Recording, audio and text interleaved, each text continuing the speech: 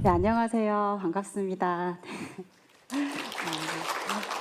네, 저는 문학평론가 박혜진이라고 합니다. 그리고 그 출판사 미눔사에서 문학편집자로 일을 하고 있습니다. 제가 2011년도에 미눔사에 입사를 해서 편집자로 시작을 해서 지금 한 13년 차 정도가 됐는데요. 그 사이에 있었던 뭐 여러 변화들이 있지만 그 중에서도 가장 좀 인상적인 건 책을 만들 때 이제 수출을 하기도 하고 수입을 하기도 하는데요. 제가 그 일을 시작했었던 초입에는 그 수입을 하는 책들이 굉장히 많았습니다. 근데 지금은 수출하는 책들이 늘어나서요. 그 비율이 50대 50 정도가 됐어요. 그거는 굉장히 고무적인 변화라고 할 수 있을 것 같고, 그리고 K문학의 확산이라는 것이 정말 뭐 뉴스 그 이름만 있는 것이 아니라 이제 실체가 있다는 걸 보여주는 그런 이야기가 아닐까라는 생각이 드는데요. 실제로 지금 10월 달이 프랑크푸르트 도서전이 있고 4월 달은 런던 도서전이 있는데, 이 도서전에 가보면 이제 해외 에이전시들이 한국 문학에 대해서 궁금해하고, 그리고 이 작가가 차기작으로 어떤 걸 준비하고 있는지 이런 것들을 굉장히 궁금해한다고 해요. 저는 아직 가본 적은 없지만, 네. 그래서 세계에서 이 한국 문학에 대한 관심이 굉장히 높아지고 있다는 것을 점점 더 실감하게 되고 있는 그런 상황입니다. 이 두 분 작가 오늘 모시고 이제 그런 이야기들 좀 나눠볼 텐데, 윤고은 작가님께서는 이제 밤의 여행자들이 아시아 최초로 대거상을 받으면서, 그리고 편혜영 작가님은 홀이라는 장편 소설이 셜리 잭슨상을 받으면서 이제 한국 문학이 가지고 있는 여러 특징들 중에서 이제 풍자적인 비판 정신이라든지, 그리고 아주 집요하고 그로테스크한 심리 소설이라든지 이런 특징들을 정말 세계의 독자들과 함께 나눌 수 있는 그런 기회가 됐었는데, 이런 흐름 앞에 있는 작가분들의 경험, 그리고 또 이 경험 속에서 느끼는 고민이라든지 또 받고 있는 자극이라든지 이런 것들은 사회적으로 같이 공유하는 것이 굉장히 중요하지 않을까라는 생각이 들고, 그건 저처럼 이렇게 문학에 대한 글을 쓰거나 아니면 문학 작품들을 또 만드는 출판 현장에서 일을 하는 사람들, 그리고 또 동료 작가들, 후배 작가들에게도 굉장히 중요한 이야기들이 될 것 같아요. 그래서 그런 이야기들을 오늘 한 40분 남짓이어서 굉장히 짧지만 네, 좀 허심탄회하게 들려주시면 좋겠습니다. 먼저 인사 나누고 시작할게요. 네, 윤고은 작가님 안녕하세요. 네, 안녕하세요.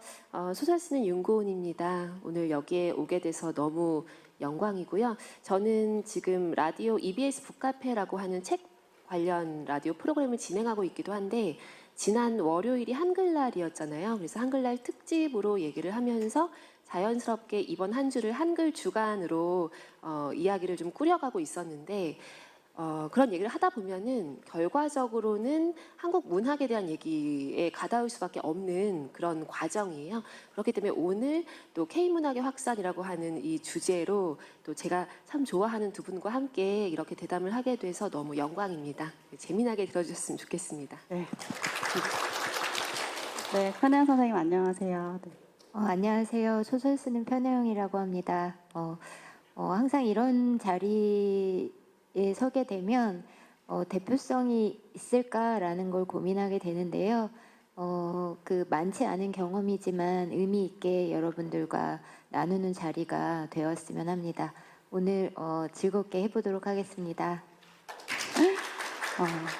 네, 그러니까 이렇게 중앙도서관 제가 너무 좋아하는 곳이었고, 특히 백수일 때는 여기 맨 출근 도장 찍고 신문 보고 책 보고 그랬었는데, 이런 근사한 곳에 와 있으니까 떨리고, 또 어떤 질문 첫 질문으로 해야 될지 고민도 많이 했는데, 일단 윤고은 작가님 신작을 오늘 받았어요. 불타는 작품이라는 소설이 출간이 돼서 저에게 선물을 해주셨는데, 굉장히 재밌는 소설이에요. 저는 책 나오기 전에 개인적으로 이제 읽어볼 일이 있어서 소설을 읽었는데, 작품이 예술화되는 과정에서 이게 예술성이 있다, 작품성이 있다라고 하는 그 과정이 어떤 필연적인 것이라기보다는 굉장히 돌발적이고 우연적인 요소에 의해서 결정되는 그런 이야기들을 재치 있고 유머러스하게 그린 작품이라고 생각하면서 읽었는데요. 근데 이게 왠지 그 밤의 여행자들의 후속작 같은 느낌도 들었고, 한편으로는 밤의 여행자들이 영미권으로 번역이 되고, 그리고 번역이 됐다는 것보다도 이제 호평을 받으면서 작품에 대한 평가들을 굉장히 많이 받고, 그래서 그 작품에 대해서 이야기하는 과정들이 많았을 것 같은데 그게 이제 다른 언어로 읽은 분들과 얘기하는 과정이잖아요. 거기서 생기는 소통의 오류라든지 그 오류가 또 빚어내는 상황이라든지 이런 것들이 많은 영향을 줬을 것 같아요. 그래서인지 책이 출간되기 전에 한국에서 출간되기 전에 이미 영미권 계약이 완료가 됐다는 뉴스를 제가 들었어요. 이런 경우는 굉장히 이례적이기도 할 것 같은데 그 비결은 뭐고 또 어떤 과정으로 이렇게 한국에서 먼저 한국어로 출간되기 전에 외국에서 계약까지 성립이 됐는지 그런 얘기 좀 궁금해서 먼저 들려주시면 좋을 것 같아요. 네, 불타는 작품이라고 하는 그 소설은 장편 소설인데 이제 제가 아주 오래전에 썼던 단편에서 출발한 이야기이기도 해요.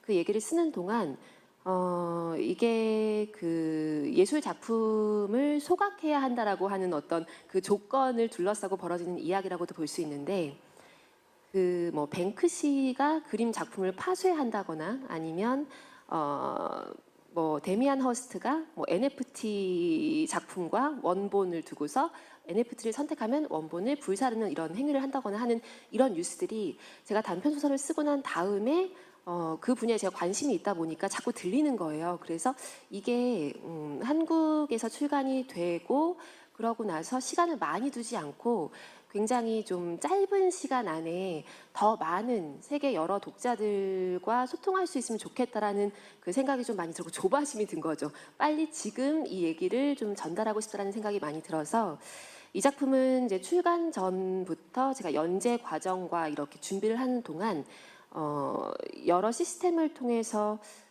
수출을 할 수 있을까라고 하는 그 어떤 과정을 좀 탐색을 많이 해봤었어요.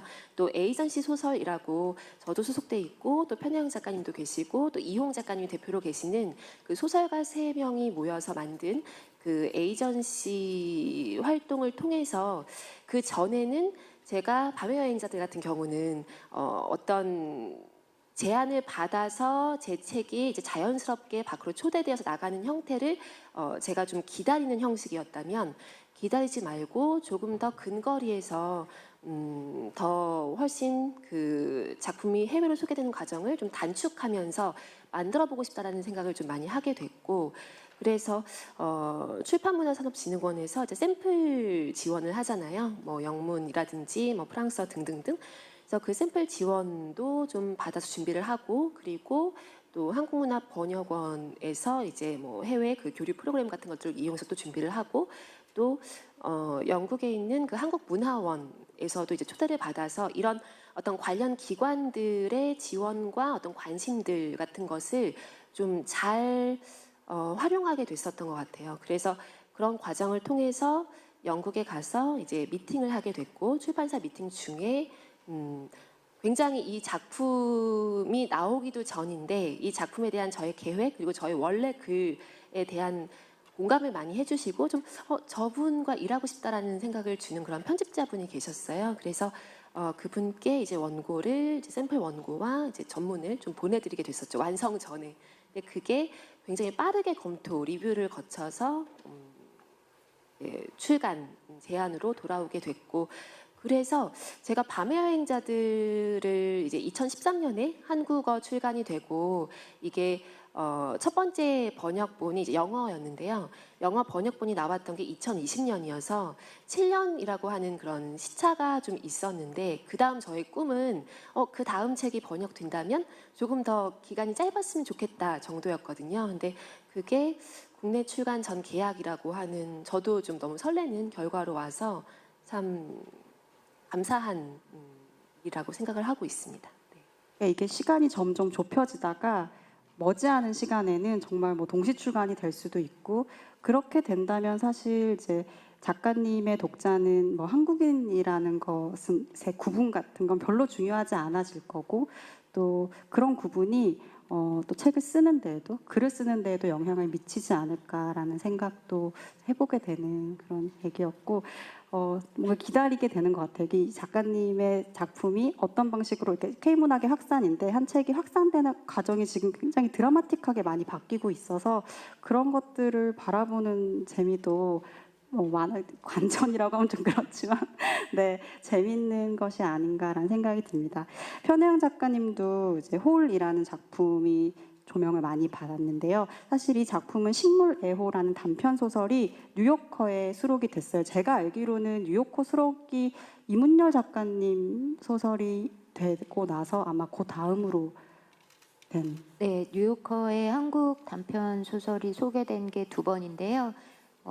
십수년 전에 이문열 선생님 작품이 처음 운명의 소개됐었고, 섬이라는 네, 그리고 2016년에 제 작품이 소개됐습니다. 네, 그래서 저는 저도 회사에서 잡지를 만들고 있어서 그 뉴요커 잡지를 구독을 하면서 보고 있는데 그 단편 소설에 올라오는 목록들을 보는 게 스스로 자극도 되고 재미있기도 하고 그리고 근데 거기서 내가 알고 있는 작가, 좋아하는 작가의 이름이 나온다는 건 또 굉장히 다른 감각이더라고요.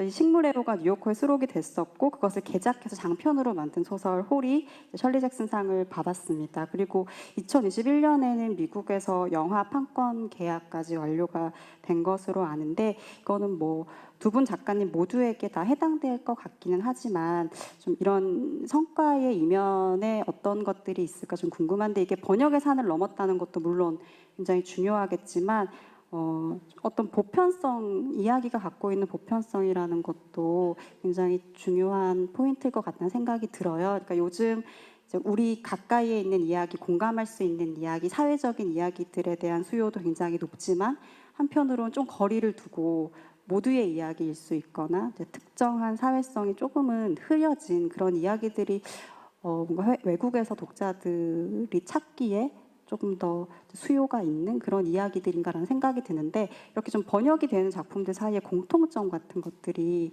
있을지 혹은 없을지 네, 그런 거 좀 궁금했어요. 네. 그 박혜진 평론가님이 말씀해 주신 대로인 것 같은데요. 제가 감각하기로는 특히 번역서 미국의 경우이기도 한데요. 각주 없이 읽을 수 있는 책을 좀 선호한다라는 느낌이 들었고요. 그래서 특정한 시대나 상황으로부터 거리를 두고 있는 작품을 찾고 있다라는 점은 저도 그런 점에서 굉장히 좀 보편성이라는 관심 있게 좀 다가오더라고요.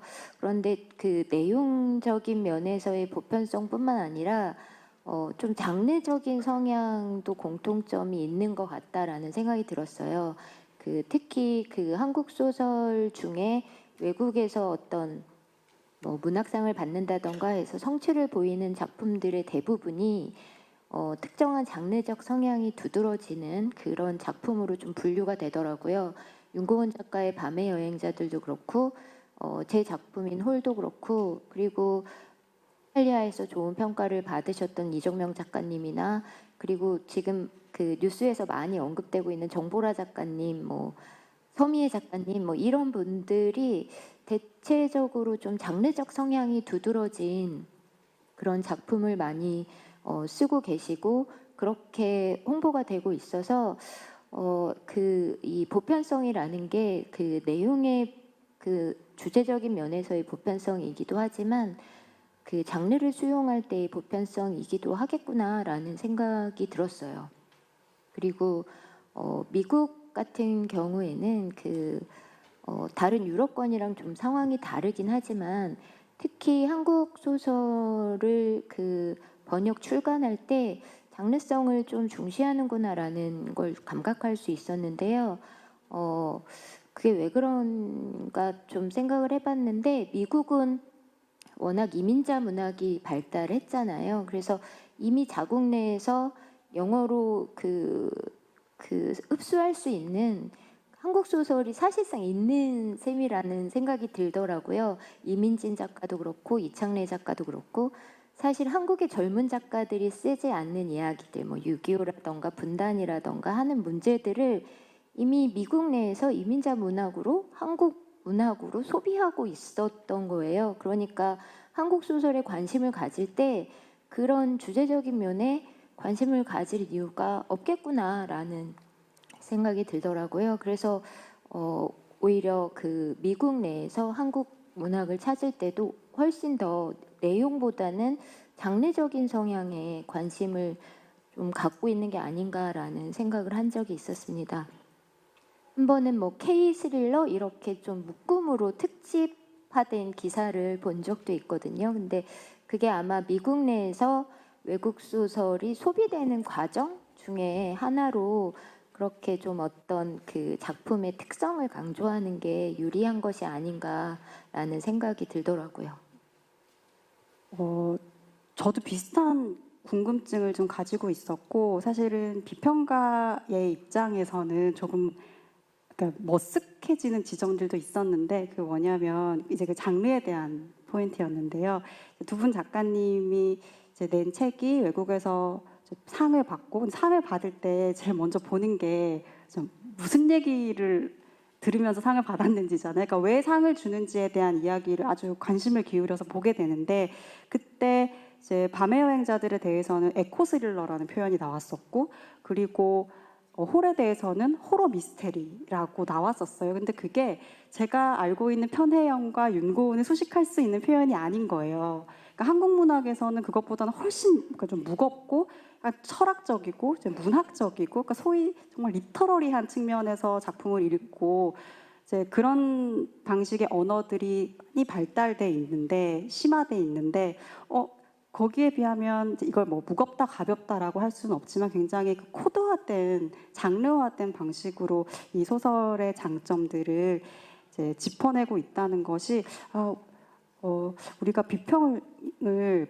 좀 특정한 방향으로 너무 해가고 있고, 그래서 약간 문학을 너무 무겁게 하고 있는 건가, 문학을 너무 무겁게 읽고 있나, 이런 생각들을 좀 했거든요. 그래서 이건 두 분께 모두 이제 궁금한데, 이제 외국에서 번역이 되고 이 작품들에 대한 평가들이 나오고 독자들을 만나고 했을 때, 그게 한국에서 뭐 독자일 수도 있고 한국의 비평가들일 수도 있지만, 그런 그 평가나 그 독후감과 어떻게 좀 다른지 그 차이들이 좀 궁금해요. 네. 그리고 이제 가벼워질 수 있다면, 가벼워서 넓어질 수 있다면 좀 배우고 싶은 것도 있고, 네. 그래서 그 반응들은 어떤 차이가 좀 있나요? 네. 고은 작가님 먼저. 네. 말씀하신 것처럼 저 밤의 여행자들 같은 경우 이제 범죄 추리 문학 장르에서 상을 받게 됐고, 후보로 올랐던 거에 또 코미디도 있지 않았어요? 네, 코미디 문학상도 있었고 이제 해외 문학상 후보로요. 그리고 판타지 SF 판타지 문학상에도 후보로 오르기도 했고, 그래서 이게 비슷한 시기에 그렇게 후보로 오른 것들이 많아서 굉장히 재미난 현상이라고 저는 생각을 했었어요. 이 소설을 쓸 때 이게 어떤 장르에 어떻게 들어갈까를 고민하고 써본 적이 거의 없었던 상황이어서 이 소설의 추리 소설이라는 그 수식이 붙는 것도 조금 어색하기도 하고 재미나기도 하고, 그리고 뭐 범죄 소설이라고 붙는 것도 이게 범죄 소설인가 하면서 좀 새삼스럽게, 엄청난 범죄가 있습니다. 새삼스럽게 좀 보이기도 하고, 가장 재미나게 다가왔던 것이 에코 스릴러라고 하는 표현이었는데요. 사실 저는 에코 스릴러라고 하는 말을 모르고 있었어요. 그러니까 이제 들으면 이게 뭐가 여기에 들어가는 거지를 제가 찾아봐야 할 정도로 전혀 모르고 있었는데, 에코 스릴러라고 하면서 이제 해외 지면에서 좋은 에코 스릴러란 어떤 것인가에 대한 에세이를 써달라고 저에게 제안을 한 거예요. 그러니까 저도 방금 알았지만 하면서 쓰기 시작했어요. 저도 방금 에코 스릴러가 어떤 것인지 알았지만 이런 것 같다라고 하면서 이제 제가 느끼는 것들을 쓰기 시작했는데, 이런 그 장르적인 어떤 규정들이 제가 원래 알아왔던, 많이 들어왔던 방식이 아닌 것이 뭐 어색하다기보다는 사실 정확히 말하면 굉장히 신선하고 재미있게 저에게는 다가왔었어요. 왜냐하면 에코 스릴러라는 그 명명이 붙음으로써 제가 제 그동안의 소설들 중에서도 약간 분리해서 에코, 스릴러 이런 요소들을 찾아보게 됐고, 이런 요소들이 그렇게 읽힐 수도 있겠구나 싶은 부분들을 좀 발견하게 됐고, SF 판타지도 마찬가지였던 거고, 코미디도 마찬가지인 거고, 그래서 이런 장르적인 것에서도 굉장히 좀 자유로운 그런 확장을 저는 번역 출간 경험을 통해서 좀 배울 수가 있어서, 지금은 그런 모든 요소들을 좀 고려하면서 약간 생각을 하면서 쓰고 있기도 하고 읽고 있기도 합니다. 그래서 이 2013년에 민음사에서 이게 한국어로 나왔을 때 그것을, 제 소설을 밤의 여행자를 읽은 독자들의 그 평과 2020년 이후에 영어 혹은 다른 언어로 이게 번역 출간됐을 때 그것을 만난 해외 독자 혹은 그 이후 한국어 독자들의 평이 어떻게 다를까 하는 질문들을 많이 주시기도 하세요. 근데 저에게는 그게 꼭 언어권의 차이라기보다는 시차 쪽에 조금 더 좀 많이 신경이 쓰였던 것 같아요. 왜냐하면 2020년은 저희가 이제 전 지구적으로 코로나 팬데믹을 겪었던 시기고, 제가 썼던 밤의 여행자들은 재난을 당한 곳으로, 재난 여행지로 여행을 떠나는 그런 이야기이기 때문에 2020년에 모두가 비행기를 좀 덜 타고 해서 그 기후 그 어떤 그 하늘의 그 농도가 탄소 농도가 달라졌다라고 할 정도로 변화가 있었던 그 시기에 재난 여행지로 굳이 떠나는 사람들의 이야기가 어떻게 다가왔을까라고 하는 것이 저에게는 꼭 언어를 좀 따라가지 않더라도 2013년의 사람들과 2020년의 사람들은 다를 것이라는 생각이 들었고, 그런 면에서 이 이야기가 굉장히 더 범죄스럽고 더 좀 추리해내고 싶은 주제, 그리고 또 에코 스릴러라고 하는 것에 대한 말이 생길 정도로 관심도 더 많아진 그 시기였기 때문에 이게 이렇게 규정될 수도 있지 않았을까라고 생각이 들기도 했어요. 그러니까 어떻게 딱 규정된 작품이 그걸로 고정되어 있는 것이 아니라 독자가 어느 시기에 어떤 상황에서 그 작품을 읽느냐에 따라서 그 작품을 바라보는 또 수식하는 말들은 굉장히 무한히 바뀔 수 있다라는 것을 제가 좀 깨닫게 됐고, 그런 것이 저에게는 자유로운 느낌으로 다가왔었어요. 그 시차라는 말이 굉장히 그 인상적이고 중요하다는 생각이 드는데요. 이게 작품이 오래 읽히기 위해서는 여러 이름으로 명명되면서 계속 동시대적인 가치를 획득해야 될 거라는 생각이 드는데, 그러기 위해서는 사실 오래 살아남아야 되는데 한 작품이 한 국가 안에서만 오래 살아남기는 사실 쉽지가 않잖아요. 왜냐하면 흐름은 계속 바뀌기 때문에. 그래서 다른 나라로 번역이 되고 그 외부적인 자극이 계속 들어와서 다른 시간에 다른 공간에서 이 책을 읽고 또 제목을 내고 특징을 말하고 이런 작업이 반복된다는 게 그때마다 좀 새로운 방식으로 작품이 읽히는 그런 과정이 되는 것 같고, 자연스럽게 세계화된다는 것이 진짜 한국 문학, 동시대 한국 문학이 고전화되는 과정에 그 자연스럽게 가는 그런 방식이 아닐까 하는 생각이 드는데요. 편혜영 작가님은 어떠세요? 독자들 반응. 그 말씀하신 대로 확실히 해외에 제 작품이 소개될 때는 좀 세분화된 장르를 해시태그로 달고 나가는 걸 경험했고요.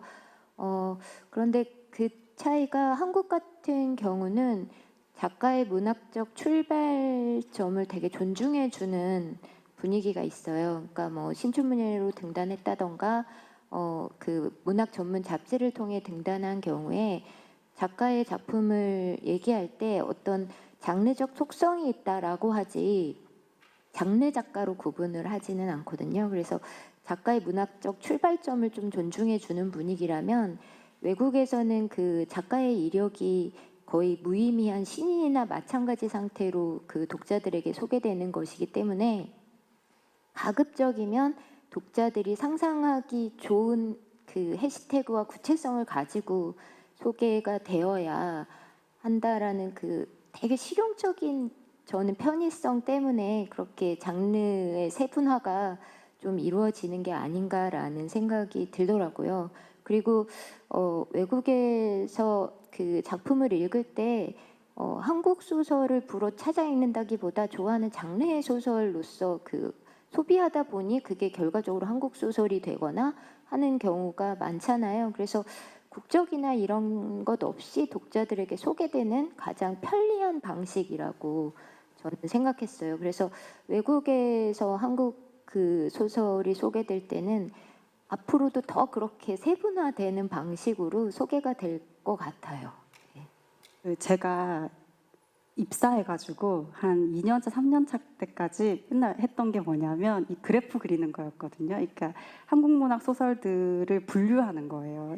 매핑 작업을 하는 거죠. 그래서 이렇게 X축, Y축 그려놓고 이제 소설 점찍기를 해요. 그러니까 X축에는 소설의 종류들이 있는 거죠. 그리고 Y축에는 독자들이 그 소설을 왜 읽는지가 있어요. 뭐 교육용부터 시작해서 오락용까지가 있고, 그 X축에는 아주 관념적인 소설부터 시작해서 장르 성향이 아주 강한 소설들까지. 그러면 그 한국 문학은 그 어떤 소설이라고 표현할 수 없는 관념적인 소설들의 군이 굉장히 높아요. 네. 그래서 이게 한국 문학의 한 2010년대의 특징이었구나라는 생각이 드는데, 근데 이제 시장 조사를 해보면 사람들이 어떤 책을 왜 읽는가라는 걸 보면 이게 무슨 얘기야라고 묻고 이게 무슨 얘기다라고 답할 수 있는 정보를 가장 중요하게 생각하거든요. 이게 뭐 가족 얘기다, 이게 뭐 연애 소설이다, 뭐 이런 것들. 그래서 점점 이렇게 변해가는 양상들이 있는데 아마 그 얘기와도 좀 비슷하지 않을까라는 생각이 듭니다. 이런 과정들, 좀 다양한 독자들을 만나보고 좀 긴 시간 동안 소설이 읽혀지는 방식의 변화들을 경험하면서 이제 일어나는 작가로서의 작가 의식의 변화 같은 것도 있을 거란 생각이 들거든요. 아무래도. 네. 그런 얘기도 좀 들려주실 수 있을 것 같아요. 글을 쓰는 구체적인 것일 수도 있고, 아니면 작가로 살아가는 일에 대한 포부나 꿈이 달라지는 걸 수도 있고, 네. 그런 경험들도 좀 편안하게 들려주시면 어떨까요? 네. 편혜영 작가님. 네. 저는 그 소설을 쓴 지 23년 정도 됐는데요. 처음 소설을 쓸 때는 외국의 독자들이 제 작품을 읽어줄 거라는 이미지를 가지기가 너무 힘들었어요. 당연히 한국의 독자들이 내 책을 읽겠구나라는 이미지도 갖기가 너무 힘들었고요. 그런데 다행히 운 좋게도 일찌감치 해외 작품이 소개돼서 구체적인 외국의 독자들도 만나고 외국 독자들이 작품에 대해 리뷰해 놓은 것도 읽고 욕하는 건 다 비슷하구나라는 것도 감각을 하고 하면서 이 작품을 읽는 가상의 독자군을 이렇게 머릿속에 떠올리면서 소설을 쓸 때 그 경계가 조금 자유로워졌어요. 그러니까 예전에도 뭐 그렇게 한국 작가라는 인식이 강하진 않았고, 그리고 이게 뭐 한국을 배경으로 한 작품이야라는 인식 자체가 저는 많이 없었던 상황에서 작품을 쓰긴 했지만, 이 가상 독자군의 범위를 넓힐 수 있다는 건 작가한테 좀 좋은 경험이구나라는 생각이 들더라고요. 그리고 소설을 쓰던 초반에는 저한테 한국어는 너무나 당연한 모국어였고 익숙한 언어였기 때문에 한국어로 소설을 쓰고 있다라는 의식조차 사실은 없었고, 한국 작가라는 인식도 강하진 않았어요. 그런 인식을 할 기회가 없었던 거죠. 그런데 오히려 외국 번역하시는 분들과 이야기를 나누고, 그리고 번역하시는 분들에게 번역상의 어려움에 대한 질문을 듣고 하면 뭐 이런 언어나 이런 표현이 번역이 잘 안 돼요라는 얘기를 들을 때 좀 이상한 희열이 있더라고요. 이런 말은 고수해야지라는 그런 느낌이 들어요. 그게 한국어를 지키고 싶다라는 그런 마음이 아니고요. 누구한테도 제대로 전달되지 않는 뉘앙스를 가지고 있다라는 좀 이상한 기쁨 같은 게 있었어요. 그래서 오히려 처음에는 그런 의식 없이, 그리고 뭐 한국어로 쓰고 있거나 한국 문학을 쓰고 있다라는 의식 없이 그냥 편혜영의 소설이다라는 느낌으로 소설을 썼는데, 오히려 그런 기회가 확대되면서 저에게는 그런 생각이 되게 후발적으로 조금씩 들기 시작했어요. 이게 한국어가 가질 수 있는 뉘앙스, 이런 게 조금 더 좀 재미있구나라는 생각을 하게 되더라고요. 원 작가님. 네, 저도 많이 공감이 됐는데, 편혜영 작가님 얘기하신 것처럼 한국어는 이제 공기와 같은 거여가지고 이게 내가 한국어로 소설을 쓰는 한국 작가다라고 하는 인식을 특별히 갖고 쓰진 않았었어요. 그런 채로 이제 소설을 썼고 저의 세계를 쓴다라고 생각했고, 오히려 제가 한국 독자라기보다는 지구 독자 이런 느낌으로 전 세계 언어로 이제 번역된 책들을 읽으면서 소설 공부를 하고 소설을 쓰고 했기 때문에 오히려 굳이 따지면 한국 작가라기보다는 지구 작가 이런 느낌으로, 우주까지는 진출하지 못했지만 지구 작가라는 느낌으로 살고 있었는데, 제 작품이 해외로 이제 번역 출간되는 그런 경험들을 하면서, 그러면서 오히려 이제 질문도 많이 받게 되고, 이런 행사라든지 아니면 인터뷰라든지 아니면 독자와의 만남에서 받게 되는 질문들이 저에게는 또 집에 와서까지 계속 파장을 일으키기도 하거든요.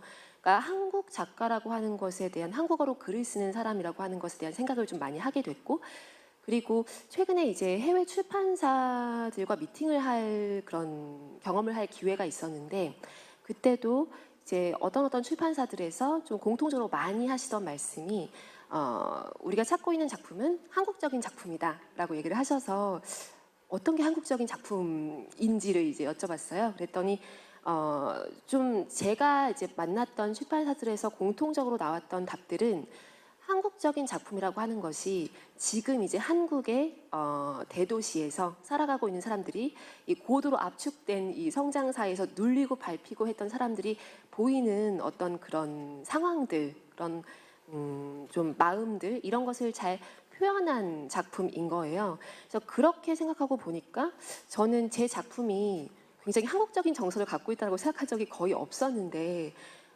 그러고 보니까 제 작품이 담아내고 있었던 그 정서가 굉장히 한국적인 정서였구나. 왜냐하면 대도시에 대한 얘기를 많이 썼기 때문에 이 서울이라든지 이제 한국에 있는 그런 대도시들이 정말 대도시의 양을 너무나 잘 보여주는 배경이라는 생각을 하고 있거든요. 그런 면에서 볼 때 이제 요즘에는 지구 작가인 동시에 한국 작가다라고 하는 생각을 자주 할 수밖에 없는 상황이 된 것 같아요. 그렇죠.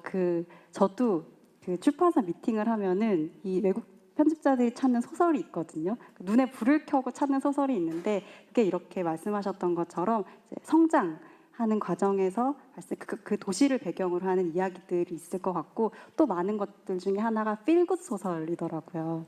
저희는 힐링 소설이라고 하는 걸 이제 필굿 소설이라고 하는데 아까 뭐 비가 내리면 열리는 상점이라거나 이렇게 읽었을 때 뭐 휴남동 서점입니다. 이렇게 도서관에서도 인기가 아주 많고 읽었을 때 이렇게 위로를 주고 근데 이런 소설들이 또 K 소설, 한국 소설 하면 떠올리는 외국의 편집자들이나 출판사들에서 떠올리는 그런 소설의 또 한 경향이라고 그래서 한국적인 것들 중에 그런 게 있구나 이런 생각을 해보고 빨리 또 기획을 해야겠다 이런 생각을 하는데 저는 이제 출판사 일을 하고 하니까 사실 앞서서 소설 에이전시 얘기도 하셨지만 이런 이제 세계화가 점점 더 진행이 되고 뭐 K문학이 점점 더 실질적으로 확산이 되는 과정에서 필요한 환경이라고 할까요? 이런 얘기들도 굉장히 중요할 것 같아요. 작가가 글을 잘 쓰고 보편적이고 뭐 이런 소설들을 쓰는 것뿐만 아니라 그 소설이 잘 또 도달하기 위해 필요한 과정들이 있을 텐데 아마 그리고 그 과정에서의 어떤 필요성에 의해서 에이전시를 또 자체적으로 만들고 뭐 미팅들을 하시고 이 과정에 직접 개입을 하시게 된 것 같거든요. 그래서 이런 경험들을 하면서 좀 보완이 되거나 변했으면 하는 이제 일들이 있었다면 어떤 게 있을지 얘기해 주시면 저도 도움이 되고 오늘 자리해 주신 분들에게도 도움이 될 것 같아요. 현혜영 작가님 어떠세요? 그 한국 문학이 소개될 때는 아까 윤고은 작가가 불타는 작품 외국에 소개되는 경로를 말했듯이 이렇게 시스템의 협조가 굉장히 많이 정말 필요한 일이구나라는 생각이 들었어요. 번역 지원부터 그리고 그 출판사의 구체적인 미팅까지 그런 세세한 경로에 작가가 컨트롤할 수 없는 여러 가지 그 난관들이 있기 때문에 그런 데서 구체적인 지원을 받을 수 있다면 너무 좋겠구나라는 생각을 해왔고요. 얼마 전에는 그 에이전시 그 역할의 하나로 외국의 소설을 한국의 출판사에게 소개를 한 경험이 있는데요. 그때의 경험이나 혹은 저희가 가진 작품을 외국 출판사에 소개할 때의 경험을 미루어 보면 가장 중요한 것 중에 하나가 그 번역에 대한 지원이 이루어지는지 안 되는지 그게 출판 계약이 진행되는 데 있어서 굉장히 큰 영향을 미치는 요소라는 생각이 들더라고요. 그래서 그렇게 좀 지원적인 시스템이 확실히 좀 갖춰져야지 그 좀 장기적인 계획을 세울 수 있지 않을까라는 생각이 들었어요. 네, 저도 동의합니다. 그러니까 제가 이제 저의 최근에 나온 이 장편 소설 불타는 작품을 이제 해외에 소개하는 과정에서 정말 그 과정을 모두 이 시스템을 모두 활용을 한 케이스잖아요.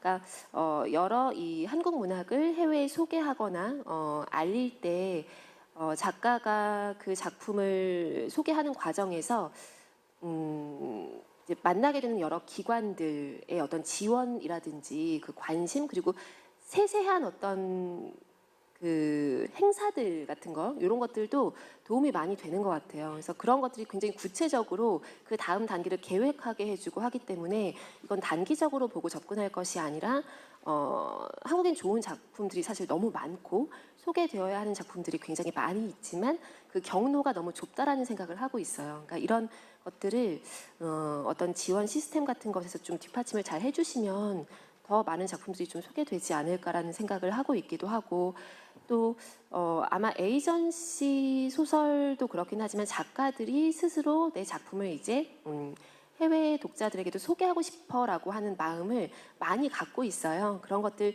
이런 움직임 같은 것으로 봤을 때 이 에이전시 어떤 해외 출판을 향한 시장도 점점 커질 수밖에 없다라고 생각이 되거든요. 지금은 좀 미비한 부분들도 이제 앞으로를 고려해서 좀 장기적으로 좀 관심을 갖고 지원해 주시는 것이 가장 좋지 않을까 생각합니다.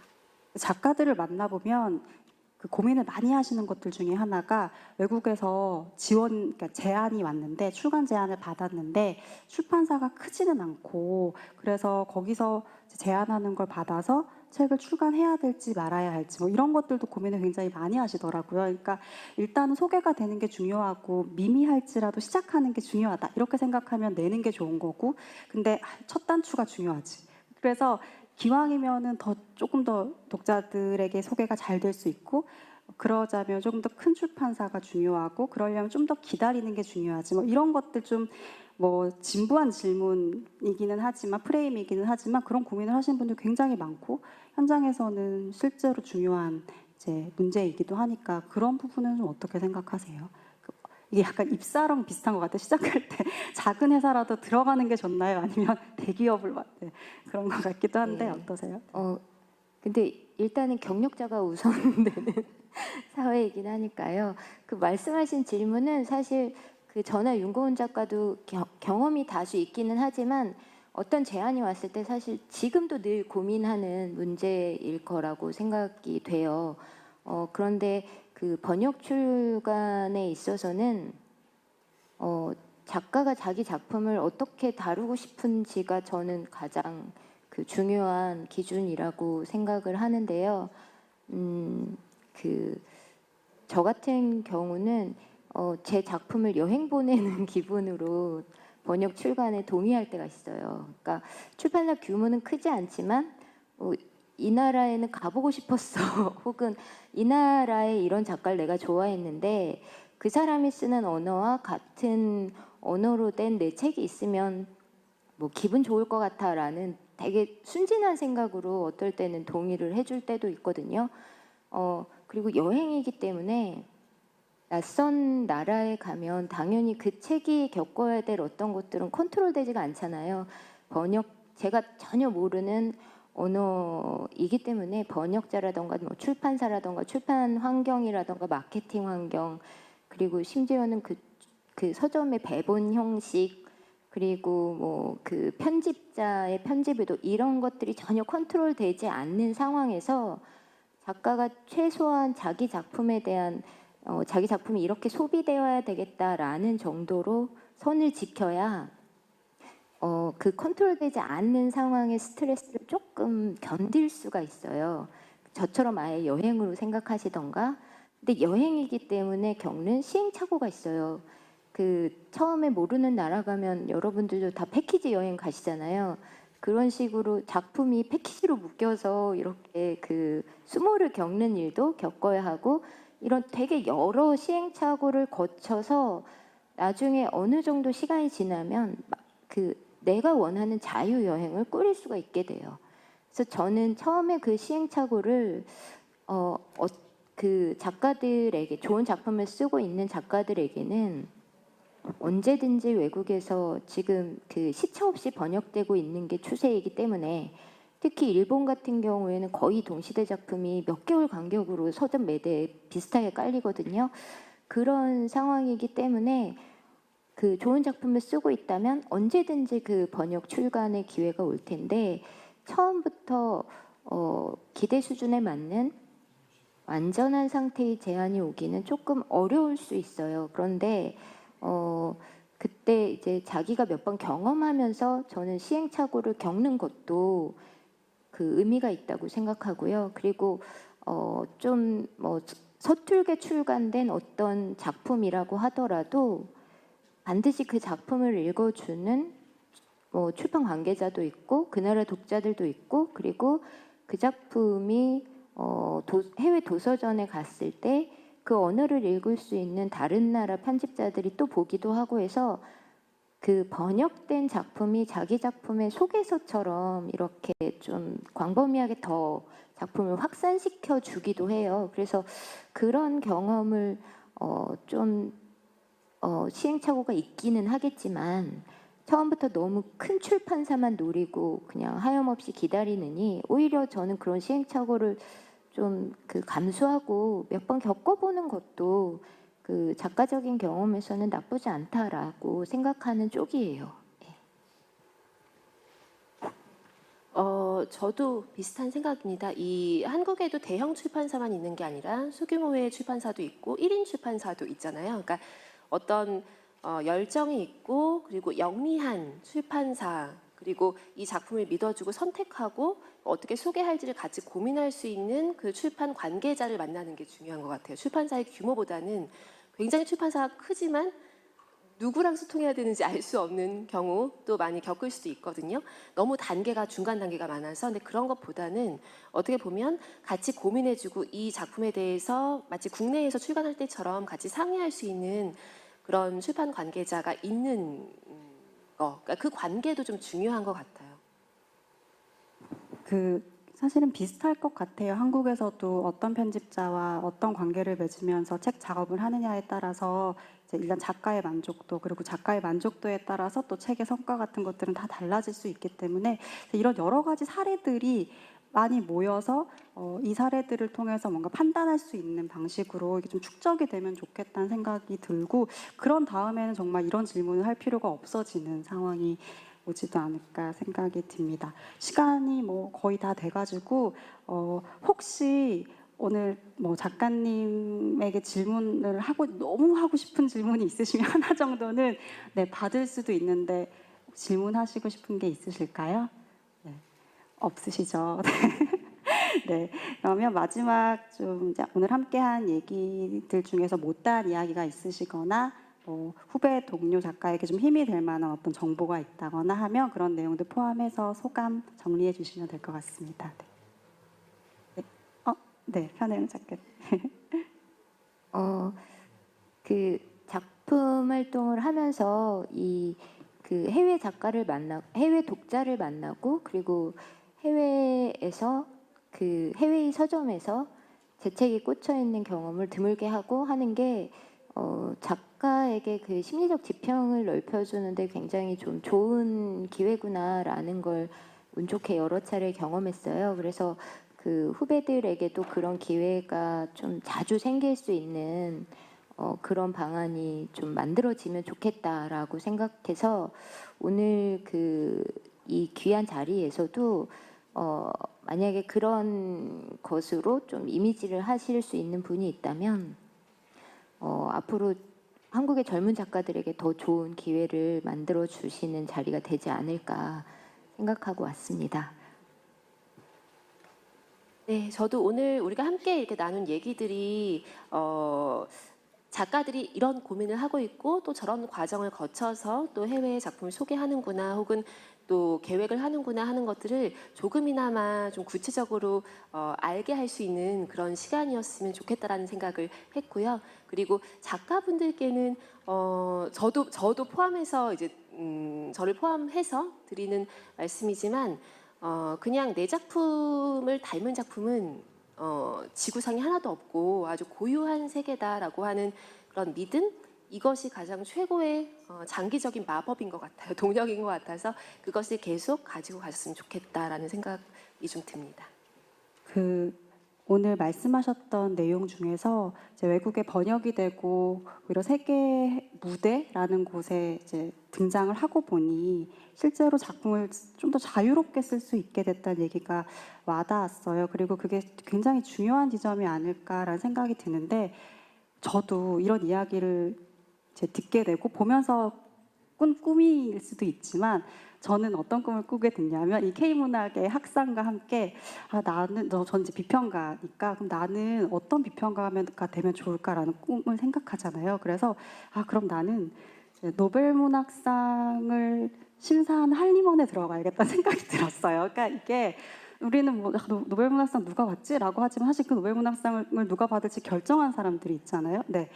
왜 그 꿈은 꾸지 못하는가라는 생각이 들었어요. 그리고 그런 생각을 할 때 자유로워지는 것 같아요. 그리고 왜 가장 개인적인 것이 그냥 가장 정치적이고 가장 세계적인 것이다라고 이야기를 하는지도 알 것 같은 그런 이야기들이어서 저는 자극이 많이 됐는데 오늘 여러분들도 그러셨으면 좋겠다는 말씀을 드리면서 네, 오늘 이 시간 마치도록 하겠습니다. 끝까지 경청해 주셔서 너무 감사드리고 두 분에게도 다시 한번 박수 부탁드립니다. 감사합니다.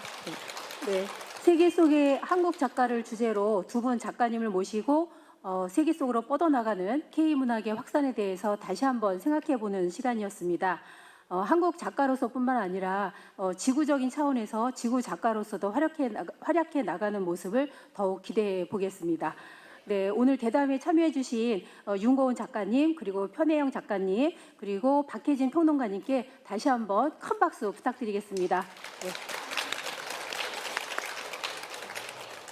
네, 이어서 지금 정확히 2시에 끝내주셨어요. 그래서 이어서 10분간 휴식 시간을 취하고 2시 10분부터 학술 발표 대회 일부를 진행하도록 하겠습니다. 네, 2시 10분에 다시 뵙도록 하겠습니다.